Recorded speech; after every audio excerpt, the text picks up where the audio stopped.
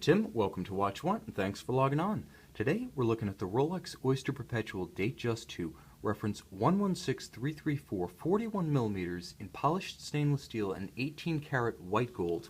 This Datejust II is, like all of the watches showcased on our YouTube channel, actual inventory in stock and available for immediate purchase and delivery on our retail website, watchyouwant.com. And if you like getting the latest news, views, and reviews of luxury watches on a daily video basis, please subscribe to our YouTube channel, Watch You Want Inc. The 2009 debut of the Rolex Datejust II served two purposes. First, it was a platform for the latest Rolex technology in clasps, bracelets, and movement construction. And second, it provided the long-running 36mm Rolex Datejust with a stablemate, a bigger brother, not a replacement, but an alternative for those with bigger wrists or a preference for larger contemporary styles. And you can see on my wrist 6 1/3 inches, 16 centimeters in circumference. The watch is easy to wear on a smaller wrist, so if you do have a smaller wrist like mine, fairly average in profile, sort of oval in cross-section, flat across the top, you can wear this watch and get that bigger visual signature, broader shoulders, more stance, more presence, but at no ergonomic disadvantage. And at the same time, if you have that lumberjack wrist and you just can't accommodate a 36mm watch with a straight face, you've got the 41. In the Datejust II, it wears even bigger. It wears with the visual presence of something like an Audemars Piguet Royal Oak Offshore 42mm. And the reason for that is the tapered integrated bracelet with integrated end links and the broad, almost cushion-like Oyster case. It flares out so much at the lugs that it really exaggerates the size of this watch. While the round portion might be 41, the actual stance on the wrist, the actual geography covered by this watch, is far larger than 41. But with a high-quality 3-link Oyster bracelet and a completely milled-out latest generation Rolex clasp, it's extremely comfortable, nicely counterweighted so that there's balance top to bottom on the wrist, and feels wonderful on the skin. Now, the Datejust II debuted with Rolex's latest articulated, milled-out bracelet clasp. The thing about this is, when it closes, you can hear that positive click. There is a articulated pull tab right here, so you actually have to lift this articulated portion in order to open it up. It's not a friction fit component, so it has tremendous security when it's closed, and you do have to unlock it before you can open it, so it can hold up to violence, trauma, or the accidental knock in the course of daily life. Rolex is smart about its design. They allow you to use this easy link integrated into the clasp to add or subtract about 5 millimeters. So if it's a hot day, a cold day, if you're engaged in vigorous activity, it is a 100-meter water-resistant sports watch after all. You can adjust it incrementally with ease and without resizing the bracelet itself. Smart design. Not only is it milled out and very solid, but it's actually linked to a bracelet of equal quality. The bracelet, featuring polished shoulders, brushed outer links, and polished inner links, has abundant contrast. What it also has are hollow, or rather solid end links and solid center links, and they're joined to a case of remarkable structural integrity. Feels like a bank vault. You can see that Rolex polishes this one entirely, so the contrast is really a function of the character lines and this highly faceted 18 karat white gold bezel. Now, Rolex uses the fluted bezel as its visual cue to those who know that this is precious metal. It doesn't always mean the whole watch is precious metal, but when you see a fluted bezel on a Rolex, you know at the very least, whether it's rose, white, or yellow gold, that component is in fact solid gold. And the effect is telling. In person, there is a palpable sense of warmth. It is just a little bit darker. It does have just a little bit different coloration than the steel itself. The contrast is subtle, but the difference in reflectivity between the fluted portion and the polished case is extreme. It gives the watch a lot of character, and it's a nice frame for this beautiful lacquered black dial. Now, the features of the Datejust II dial, for me, are the absolute highlight. A lot of people love the way it looks on the wrist because the watch is bigger. I like the fact that the extra geography of the dial really opens up the dial, so it doesn't look as crowded as it does on its 36mm brother. The key thing here is that the Cyclops date on a 36 looks a little bit crowded. It almost overpowers the rest of the dial, in my opinion. While it's a classic look, it doesn't work for everybody.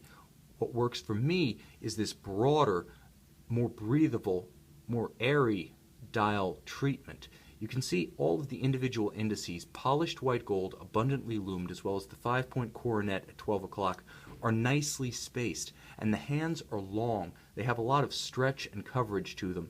So some might call it a bit of a sprawling look, and I really like that. Everything's laid out distinct, there's no crowding, and there's even room around the outside of the hour track for Arabic numeral 0 to 60 calibration. So Rolex is able to make the most of the extra size of the case by creating a completely different dial impression, a completely different dial aesthetic.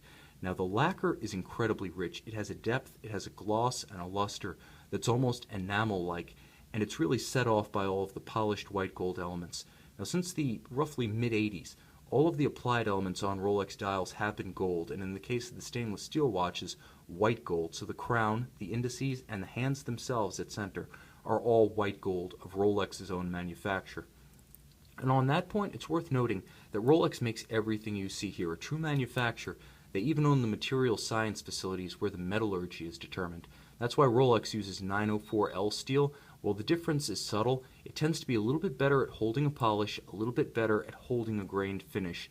It is a little bit more corrosion resistant at the margins, but it is one of those slight performance refinements that's characteristic of luxury watchmaking at its best. Because luxury is not necessarily about getting more than you need, because you can get that at McDonald's. It's about getting more than you expect. And a chemically distinct steel is exactly that. It's definitely not something you expect. Likewise, Rolex makes its own gold, and that's key when you're dealing with white gold. Most other watchmakers use a rhodium-plated white gold, which means that what they start out with is almost a milky yellow alloy that's whiter, but not white. Rolex creates their own homogeneous white gold, so even if you were to scratch or nick this fluted bezel, it's going to show white gold through. You're not going to see something yellow or milky yellow underneath. That's the advantage of having everything made under one roof. Now inside, it features Rolex's latest caliber 3136 automatic chronometer movement. Bidirectional perpetual winding as ever, very smooth. You can never tell that rotor's there, and that's a Rolex signature. The reversing wheels themselves are purple Teflon coated. If you've ever seen a movement shot of a Rolex, that's exactly what you're seeing with those purple wheels. But this one has a few other refinements, including Rolex's latest handmade parachrome blue Breguet hairspring. So it has the traditional merits of a Rolex Breguet overcoil hairspring, made by hand, very resistant to positional variation regardless of how you leave the watch on your dresser or desktop at night, as well as thermal resistance, so the rate's not going to change dramatically as temperature changes. But parachrome blue adds another advantage, which is anti-magnetic potential. So in the modern home or office environment where you have high-powered electronics, your speakers, your subwoofers, computer monitors, computer stacks, this watch is less likely to have its hairspring magnetized and change the timing rate than a conventional mechanical timepiece. All the other Rolex classics are there, plus another one, Paraflex shock absorbers. This was one of the first Rolex references to receive Rolex's own in-house shock protection.